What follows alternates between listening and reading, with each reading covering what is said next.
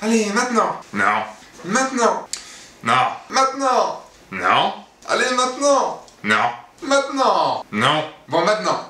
Non. Allez, maintenant. Non. Maintenant. Non. Je peux, allez. Non. Si, maintenant. Non. On fait ça maintenant. Pas encore. Maintenant. Pas encore. Oui, maintenant. Non.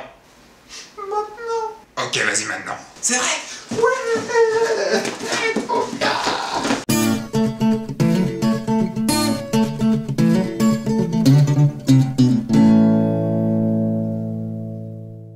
Bonjour, je suis Sébastien Roignan, vous êtes bien dans F1.4 et aujourd'hui c'est billet d'humeur, parce que j'ai mes humeurs, comme chaque mois. Cette semaine j'avais envie de faire un billet d'humeur, mais un billet d'humeur sur plein de sujets, j'avais pas forcément le bon sujet.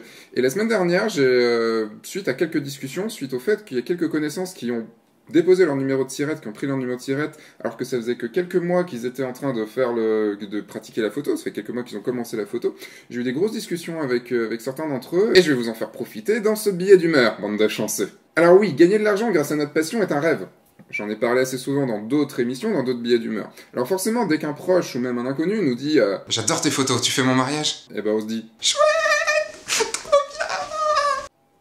bon, certains commenceront au black, bouh, et d'autres prendront le régime fiscal d'autres entrepreneurs pour légaliser le tout. Mais à quel moment est-ce le mieux de se lancer dans le monde professionnel? Y a-t-il des indices pour savoir que ça y est, c'est bon, c'est le bon moment?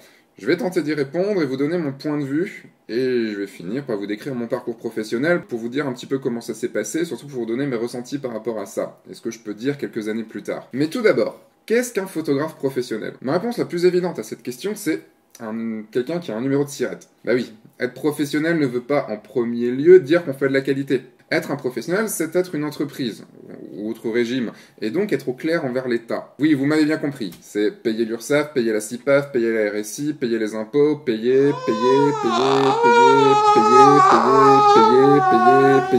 Et qu'est-ce que être professionnel en dehors du cadre légal, outre le cadre légal? Il y a évidemment d'un côté le fait d'être professionnel aux yeux de la loi, mais il y a surtout le fait d'être professionnel aux yeux de vos clients. Voici la définition du mot professionnel sur Wikipédia. Le professionnel est une personne spécialisée dans un secteur d'activité et ou exerçant une profession ou un métier. Le professionnalisme caractérise la qualité du travail de quelqu'un ayant de l'expérience. En gros, si je comprends bien, un professionnel est celui qui agit avec professionnalisme. Ouais, bon ok, définition de merde.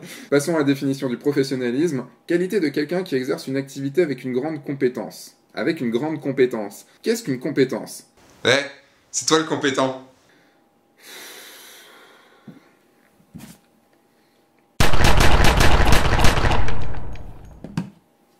Donc, pour être un photographe professionnel, il faut être très compétent dans son domaine. Donc, il faut savoir faire essentiellement de belles photos. Mais qu'est-ce qu'une belle photo? Qu'est-ce que la beauté? Qu'est-ce que le talent? Ok, c'est un des gros problèmes du sujet de cet épisode. Mais tout de même, il faut avoir une offre de service qui réponde à une réelle demande. Il faut savoir la vendre à un prix correct et faire que votre client soit totalement satisfait de votre prestation. Un bon professionnel se voit dans le traitement de ses clients mécontents. Bon, le mieux étant évidemment de ne pas en avoir, mais vous en aurez quand même. Il va falloir très bien différencier votre travail personnel de votre travail professionnel. Et même si les deux se fusionnent dans le meilleur des mondes, être pro va vous demander des actions en plus, qui ne seront pas fun du tout. Du tout. Faire des factures, faire votre compta, envoyer des DVD, uploader des galeries en temps et en heure, faire des retouches quand vous n'en avez pas envie. Faire de la photo ne sera plus pareil qu'avant. Et ça, il faut le savoir. Quelles sont les compétences à avoir avant de se lancer? Les 3 qualités essentielles, pour moi, sont la patience, Bon bordel, il va se décider ce putain de client de merde. la ténacité dans le travail, Oh, je vais aller dormir aujourd'hui un petit peu.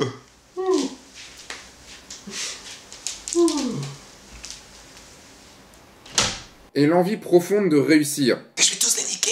Mais il va vous en falloir beaucoup d'autres. Il va falloir être un bon commercial, être un bon communicant, être un bon comptable, être un bon photographe, être un bon retoucheur, être un bon négociateur, avoir de la persuasion, avoir de la rigueur, savoir ne pas procrastiner, avoir de la ressource, être imaginatif, savoir ne pas se laisser abattre, savoir rebondir, savoir prendre votre chance là où elle est, savoir provoquer votre chance si elle ne vient pas, savoir qu'on peut le faire même si on n'a jamais fait, avoir confiance en vous et en vos capacités. Faut-il avoir toutes ces compétences pour se lancer? Non. Mais il faut avoir les 3 premières dont j'ai parlé. Patience, ténacité, envie de réussir. Avoir la niaque, quoi. Non. En fait, tout ce que je dis, c'est juste de la merde. Il faut juste savoir être un très bon commercial. Vous pourrez être totalement nul en photo. Si vous êtes un bon commercial, vous vous en sortirez toujours. Mais pour cela, il ne faut pas avoir d'éthique. Sachez adapter vos prix en fonction de votre niveau de compétence. Ne visez pas trop haut tout de suite, mais surtout ne partez pas trop bas. Bon, faut-il avoir tout le matériel pro pour se lancer? Si vous suivez un F4 assidûment, vous devez le savoir. D'ailleurs, je voulais te dire un truc à toi. Oui, toi qui se cache là derrière ton écran, celui que je vise là avec mon doigt. Je sais que tu ne regardes pas F1.4 chaque semaine.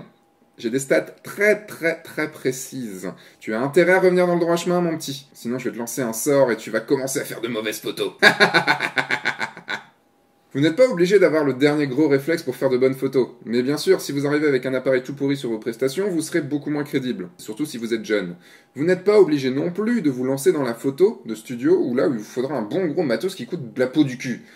Voyez en fonction de vos envies et de votre budget. Vous pourrez upgrader votre matériel au fur et à mesure que votre activité grandit. L'investissement matériel, comme celle de la formation, est un point clé d'une bonne réussite professionnelle. Mais par pitié, ne faites pas porter sur les épaules des autres vos besoins financiers. Dites non au crowdfunding à outrance. Dites non à la mendicité moderne sur Internet. Dites non au chantage affectif pour vous aider à commencer la photo ou acheter un nouvel appareil. Just say no. Say no. Say no. To vertical videos. Bon ok, vous n'avez aucune compétence. Quel est le risque à se lancer sans compétence? Le plus gros risque de se lancer sans compétence est de se casser la gueule très vite. Soit de se griller dans le métier, mais bon, en changeant de ville et sans une trop grosse bourde, vous devriez réussir à repartir. Soit de vous griller envers vous-même, c'est-à-dire de vous dégoûter du métier de photographe. Vous pourrez aussi vous attirer les foudres de vos collègues photographes. Mais bon, ça, limite, même en faisant les choses bien, vous les attirerez quand même.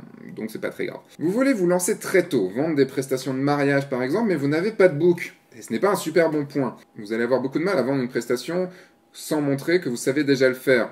Mais il y a moyen d'y remédier. Par exemple, vous pouvez faire le mariage d'un ami, d'un membre de la famille. Ce sera un super beau cadeau de mariage pour eux. Vous pouvez également tenter d'être second photographe sur des mariages. Il y a plein de photographes qui en cherchent. Mais c'est pas pareil, parce que c'est pas vous qui aurez tout géré. Ou, par exemple, si vous voulez des photos de couple, demandez à un couple qui s'est déjà marié de renfiler robes et costumes et puis de partir faire des photos. C'est tout à fait faisable. C'est pas un fake, c'est vous qui irez faire la séance photo. Comprenez qu'il y a toujours moyen de se faire un book, toujours. Analysez votre situation, les risques et conséquences. Il est très important d'analyser la situation dans laquelle vous êtes et les risques, conséquences, bénéfices que vous pourrez avoir. Nous avons tous une situation personnelle et professionnelle différente. Il est donc important de bien réfléchir à ce qu'on peut faire pour ne pas se retrouver à la rue en quelques mois. Nous avons la grande chance que le métier de photographe, à part un léger avertissement au début, ne coûte plus rien après. C'est quasiment uniquement de la prestation, donc du temps. Nous avons peu de charges réelles comparé à d'autres métiers. Je vous invite à voir l'épisode Pourquoi vous n'arriverez jamais à devenir photographe professionnel, où je parle beaucoup de situations qui sont à prendre en compte, pour savoir si vous pouvez ou non vous lancer. Bon, t'es bien gentil Seb, mais réponds à la question initiale. Je vais être honnête avec vous, je vais pas pouvoir y répondre. Il n'y a pas de mode d'emploi, et celui qui vous dira qu'il y a un mode d'emploi et qu'il y a un moment ultime, fuyez-le, il se gourre. Au fil de mes recherches sur internet, j'ai découvert quelques règles avec lesquelles je suis totalement d'accord. Règle numéro 1! Ne jamais se lancer avant que plusieurs, et là je parle de beaucoup plus que 2, personnes qui ne sont pas de votre famille et qui ne sont pas de vos amis, vous disent qu'ils veulent vous acheter vos photos ou vos prestations à un prix décent. Oui, ce n'est pas parce que votre famille ou vos amis vous disent que vous avez du talent que vous en avez vraiment, sachez-le. Arrêtez de vous regarder le nombril et prenez du recul sur la qualité de votre travail. Règle numéro 2! Ne pas abandonner son autre travail alimentaire tout de suite. La plupart des nouveaux photographes passent d'un travail qu'ils vont qualifier d'alimentaire à la photo. Ne coupez pas votre source de revenus principale tout de suite. Prenez le temps de bien analyser. Le régime fiscal d'auto-entrepreneur vous permet cela. Mais surtout, ce n'est pas parce que vous avez un revenu fixe à côté que vous pouvez casser les prix. Vous faites du mal aux autres photographes et surtout, vous faites du mal à votre vous futur. Mais pourquoi t'as commencé avec des prix aussi bas? Pourquoi? On peut même plus acheter à manger, on peut même plus faire des pâtes à la vapeur. Je pense qu'il faut passer 6 mois à 1 an, voire plus, avant de faire la transition totale. Bon, un cas particulier, les étudiants en photo. Mais depuis quand il faut faire des études pour être photographe? Logiquement, vous avez eu des cours de business, non? Non? Ah, c'est que vous n'avez pas fait une bonne école et que vous allez devoir vous occuper à trouver un vrai métier, alors je suis désolé. Bon courage. Règle numéro 3! 3! Ne pas se lancer avant de connaître les bases du marketing, du commercial et de la communication. Ou alors planifier de le faire très rapidement après. Perso, je les avais pas quand j'ai commencé, mais lorsque je les ai découverts, lorsque je m'y suis intéressé, mon activité a vraiment décollé. Je vous rappelle que vous n'êtes pas obligé de savoir faire des bonnes photos pour pouvoir être photographe professionnel. Mais ce n'est pas une raison pour se lancer là-dedans si vous ne savez pas faire de bonnes photos. Ok ? Avant de parler de mon parcours, c'est juste un point sur lequel je n'avais pas écrit. Vous voyez, je vais improviser un petit peu. C'est aussi ça l'origine de mon coup de gueule, de ce billet d'humeur. C'est que beaucoup se lancent sans réelle pratique évidemment professionnelle, mais ça c'est une autre histoire. Savoir gérer un client, ça s'apprend aussi. Mais savoir faire de bonnes photos, savoir qu'est-ce qu'une bonne photo. Au bout de 4 mois de photo, vous savez pas ce qu'est une bonne photo, même si vous êtes ultra doué. Et surtout, proposer une prestation professionnelle, après, c'est encore plus compliqué, c'est ce que je viens de vous dire. Je vous parlais d'éthique tout à l'heure, c'est vraiment une éthique à ne pas proposer de la merde à vos clients, savoir que vous proposez quelque chose de bien. Je vais vous montrer par mon parcours professionnel qu'il y a un moment où je sais que je proposais de la merde et j'avais beaucoup de mal à me vendre. C'est quelque chose qui, du coup, m'a beaucoup traumatisé, parce que je pense avoir une certaine éthique, et c'est ce que j'essaye aussi de faire dans F1.4, de pas vous proposer de la merde, et de vous proposer quelque chose qui est fait avec le cœur, et de vous proposer, je vais y arriver, quelque chose qui soit le plus honnête possible, qui soit le plus intègre possible, et surtout le plus qualitatif possible. C'est pourquoi je ne vous enseigne pas de choses que je ne sais pas faire. Soyez honnête avec vous-même. Non, au bout de 2 mois, vous ne savez pas faire des photos, professionnellement parlant. Passons de la partie théorique à la partie pratique. Durant la semaine, je vous ai demandé sur le groupe de discussion Facebook, au bout de combien de temps, et comment vous êtes passé pro.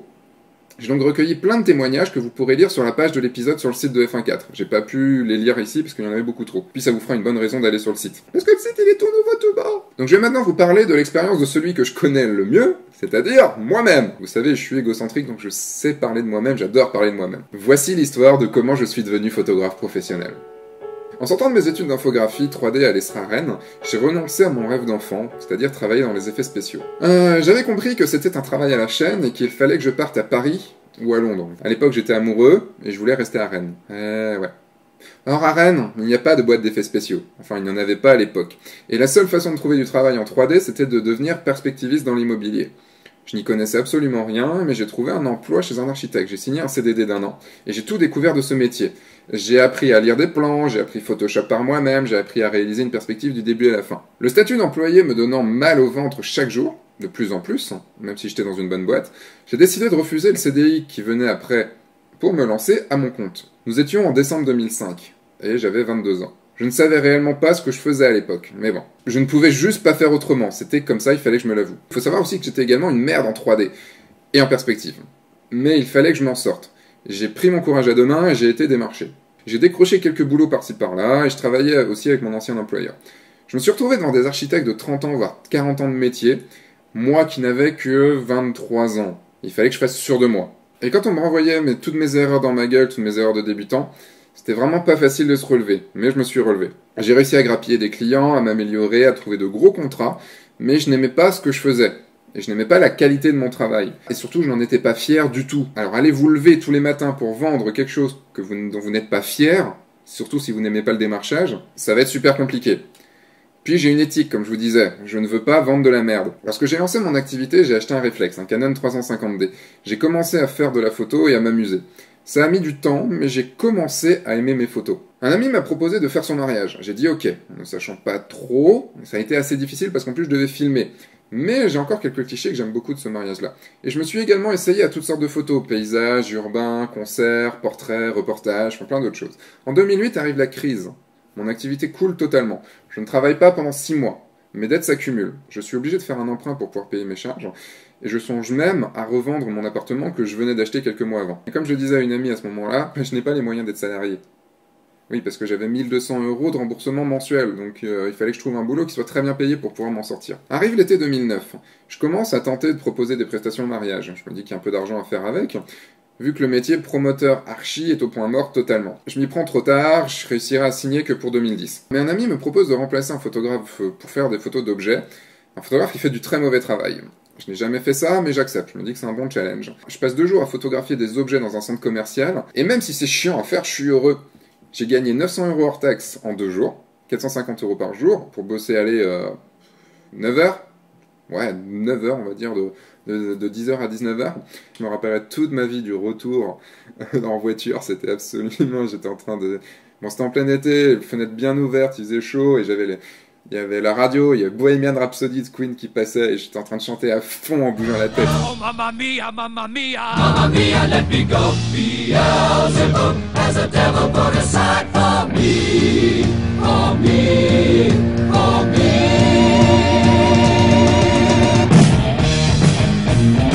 C'était tellement bon de retravailler. Juste après, j'ai embauché une commerciale pour m'aider à retrouver du travail. Le marché de la construction reprenait en 2009, fin 2009, et il fallait m'y remettre. C'était un pari ultra risqué, au vu de la situation financière que j'avais. Mais il s'est avéré payant. À partir de novembre, j'ai travaillé 7 jours sur 7, 14 heures par jour, durant 3 mois. Je commençais à rentrer de l'argent et donc à me refaire. Côté photo, je commençais à signer des mariages et je continuais ce job de prise de vue d'objets. 2010, première saison de mariage, quelques projets corporate, beaucoup de 3D et même du graphisme. 2011, deuxième saison de mariage, de gros projets corporate, beaucoup de 3D et beaucoup de graphisme. 2012, troisième saison de mariage, lancement de F1.4, de gros projets corporate encore, beaucoup moins de 3D. C'est l'année où je m'intéresse beaucoup au commercial et à la communication sur mon activité. 2013, création de ma SARL avec ma collègue. Oui, la commerciale du début. Quatrième saison de mariage, début des workshops, lancement du premier épisode payant F1.4 et de gros projets corporate. Mais plus de 3D du tout. J'ai enfin arrêté ça. Mon travail ne tournait qu'autour de la photo. 2014, cinquième saison de mariage, des workshops, des épisodes payants, un peu de corporate. Plus de 3D du tout, comme je vous ai dit, pas de graphisme et tout, c'est juste nickel, c'est ce qu'il me faut. La grosse différence avec la 3D, c'est qu'en photo, je me sens un vrai professionnel. Je sais que je propose une prestation de qualité, et surtout un travail honnête. C'est donc pour moi beaucoup plus facile d'être un bon commercial, même plus un technico-commercial, vu que je sais ce que je vends et que je pratique ce que je vends.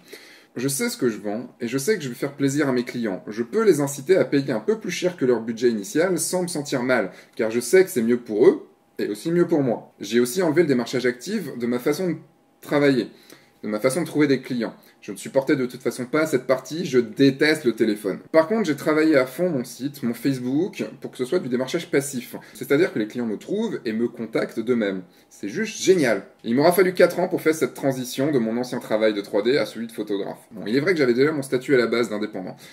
J'en ai joué pour faire la transition, c'était plus facile. J'ai pu au fur et à mesure orienter mon travail vers ce que j'aimais pour me sentir plus libre, moins contraint.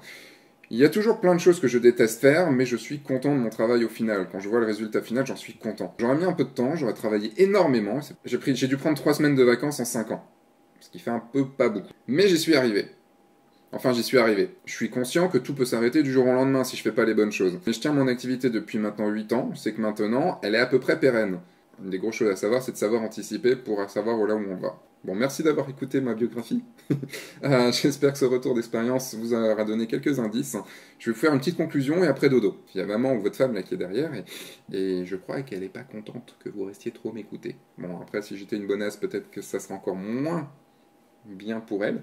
Mais bon, vous pouvez au moins dire que vous passez ces moments-là avec un homme. Pour être clair, je ne vais pas pouvoir vous dire quand il faut vous lancer. Je ne vais pas pouvoir vous dire qu'il faut vous lancer par exemple au bout de 2 ans de pratique ou au bout de 6 mois. Il faut bien se lancer à jour. Et on apprend avec le temps. Soyez honnête envers vous-même et envers vos clients. Adaptez vos prix à votre niveau de compétence. Ne vous surestimez pas, mais surtout ne vous sous-estimez pas. Chose qu'on est beaucoup à faire. Prenez votre temps, analysez bien les choses. Même si le métier de photographe semble facile, il est comme tout autre métier difficile. Posez-vous cette simple question. Quel métier n'a pas besoin de quelques années d'études et surtout quelques années d'apprentissage avant de proposer une offre professionnelle digne de ce nom? N'importe quel métier demande des années d'apprentissage. Alors comment, au bout de quelques mois, vous pouvez vous dire « je suis professionnel, je peux être professionnel ». Tout le monde peut se lancer. Il y a des merdes qui se lancent et qui n'iront pas loin. Bon, sauf si ce sont de bons commerciaux, si vous avez suivi l'épisode. Il y a aussi de futurs bons qui se lancent et qui feront du pur travail plus tard. Il faut bien commencer, on a tous commencé un jour. Ah oui, une dernière chose. Si quelqu'un vous dit qu'il a réussi, qu'il vit de la photo et que sa société va bien, c'est cool, tant mieux pour lui. S'il n'a qu'un an de vie de société, faites attention. Une entreprise met 3 à 4 ans à devenir vraiment pérenne. C'est vraiment pas difficile de cartonner dès le départ si vous avez un bon concept. Ce qui est difficile, c'est de savoir tenir la distance et de gravir les échelons comme il faut. J'ai connu pas mal de gens qui arrêtaient pas de lancer des entreprises tous les 2 ans. Je sais qu'il y a un moment, il y a un truc qui va mal. Ou alors vous profitez du système. En me lançant à mon compte, j'ai réalisé un jour qu'il n'y avait pas de mode d'emploi, qu'il n'y avait pas de marche à suivre, de cases à cocher pour réussir. J'ai compris que la réussite ou l'échec viendrait de moi, et uniquement de moi. Ça fout une pression monstre, mais c'est si bon d'être maître de son destin. Bon, voilà pour cet épisode. Encore beaucoup de choses à dire. Je fais les annonces rapidement, tout va s'afficher juste là. Les big épisodes qui sont en vente avec un nouveau Very Big épisode spécial photo de couple qui sort jeudi prochain. Le salon de la photo du 13 au 17 novembre à Paris, où je serai présent sur le stand de compétences photo chaque jour. Vous avez les horaires dans la description de la vidéo. Il y a quelques nouveaux workshops qui ont été annoncés. Je vous invite à les regarder. Et des nouveaux workshops qui arriveront d'ici une semaine. D'ici le salon de la photo, je vous annonce des nouveaux workshops, dont des workshops mariage. Pas le même que ce que on a pu voir déjà. Vous avez les t-shirts F1.4 qui sont en vente également. Et puis vous avez l'interview de la semaine qui était Julien Dumas. Vous pouvez donc en cliquant juste ici. Les résultats du concours seront donnés mardi prochain. Merci de m'avoir suivi, je vous dis à la semaine prochaine pour un nouvel épisode. Entre-temps, sortez, faites des photos, amusez-vous. Au revoir.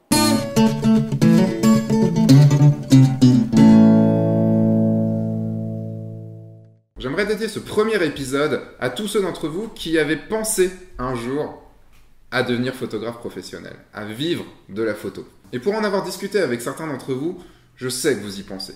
J'aimerais vous dire, vous n'allez pas y arriver.